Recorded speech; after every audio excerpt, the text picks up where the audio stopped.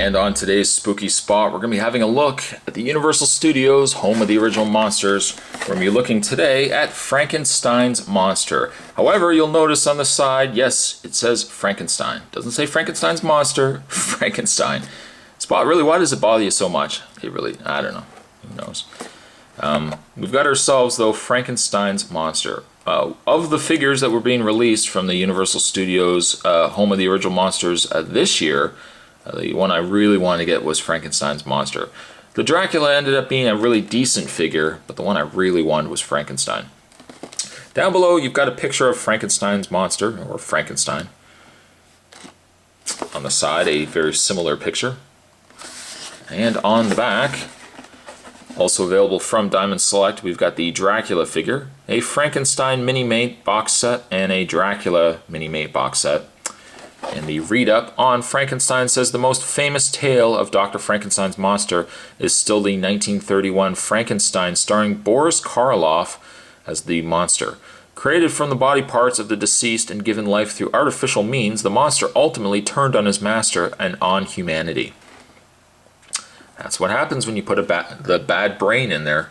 Yeah, just pick the good brain. Anyways, that would be packaging aside. What we're going to do is we're going to get this opened up. We're going to unleash the monster. I hope you guys are ready, because there's more on the way. One of the cooler aspects of the toy is there is some assembly required, but when you're finished, you actually get yourself a laboratory table. Which I've actually got the Frankenstein's monster on. We'll take Frankenstein off here for a second. I'll just put him to the side. Let's have a look at the actual table that he comes with. The table is nice. I have one real serious problem with this. One big problem with this accessory. And that is, I don't know if you can hear that or even if you can make out what this represents. This is extremely fragile plastic. Extremely. So much so that when I was putting it together, I actually felt like I was going to snap it. If I can put it in perspective, a model piece, very cheap models that you can get at stores, and when you're pulling them off of the plastic frame that they come in to take the pieces off, it's kind of that fragile plastic.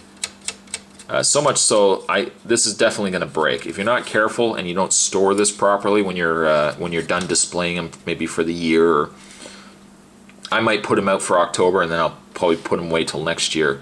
I might even take this table back apart if I can. I don't know if I can or not, because it's extremely fragile and guaranteed it is going to break. Pieces like this as well definitely are going to break. But the table is nice. I think the table looks decent enough. There is just one moving piece to it. The rest of it is just fixed. You can't really do too much with it at all.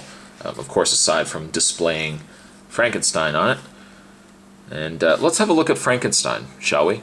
Shall we? If we zoom in, it's hard to gauge. It's hard to gauge whether they actually had likeness licensing for Boris Karloff when making this monster, or if they just had the licensing rights for the design of Frankenstein. It's hard to tell. It does, in some regards, look like Boris Karloff. In some other regards, it kind of just looks like a Frankenstein's monster with just a different face. It's hard to describe. I think you guys hopefully know what I'm talking about. It has aspects of what Boris Karloff brought to the Frankenstein, but it seems just slightly bit off. And again, don't know if you can chalk that up just to maybe not a great sculpt to start off with, that they intended it to look like Boris Karloff, or the fact they just couldn't get the likeness for him. The Frankenstein's monster, it's one of those cases where now that I've got them out of package, it's just alright. It's just alright. The sculpt is decent enough. We've got the broad shoulders, the jacket going on there, the pants, the elevated shoes, all aspects that Frankenstein had. The paint is pretty good. I don't really have a lot of issues with the paint. The face is one of those things where the paint is done in kind of an interesting way. It's almost as if they went for a stylized kind of paint scheme, where they, I don't know, it's hard to describe. It's almost like sometimes when you play a video game and it's like cell shaded. It's almost like that. It's not on the level of realism, but it's got a certain cell shaded look to it. I know that's probably a horrible way to describe it, but it's decent. It is decent. Other things to note as well: his bolts on the sides of his neck, standard things of Frankenstein. But the figure is just all right, and I think really where the figure suffers, aside from the fact that the face is just a slight bit off, is his articulation.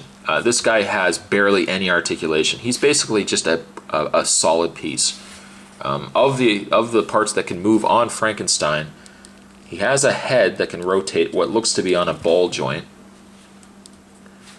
His shoulders can move out via a hinge. So there is a swivel, but you can't really get the shoulders up very high.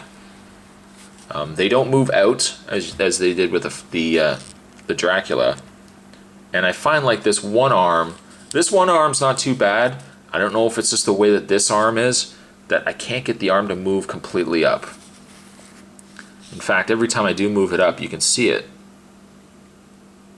It's creepy, isn't it? You can actually see the hand moving down, or the arm moving down. The hands can rotate, so at least you can get the Frankenstein, walk going there. But it's a shame really that this one arm, I'm so worried I'm going to break it. This one arm doesn't want to stay. In fact, there it goes again. There it goes again. He has no waist swivel, and his boots can rotate, but that's it. That is it. I'm a sucker for Frankenstein. I've always really liked Frankenstein. But this figure, it's good and it's bad, and I don't know if I'm picking apart it for the right reasons. The face feels like it could be a little bit better, but certainly in comparison to the Dracula, at least this one looks like it's trying a little bit to make it look like the actor. And again, I don't know if it's due to they didn't have the licensing for it, or if it's just a poor sculpt. It's not bad.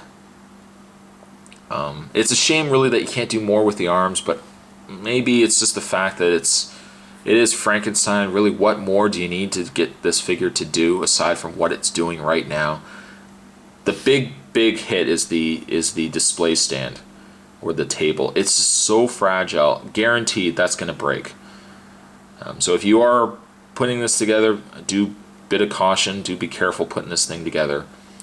The Frankenstein, I'm going to give a 7.52. I still like it. I think a little more than the Dracula, but I wish it could just be a slight bit better. Today's Toy Spot, we were looking at the Universal Studios, home of the Universal Monsters. We're looking today at the Frankenstein that came with a pretty decent table, just very flimsy. Thanks for watching. There's more spooky spots to come. So much more, my friends. I know we've only got a couple of days left, but there is still more on the way. I thank you guys for watching, and I'll see you guys next time.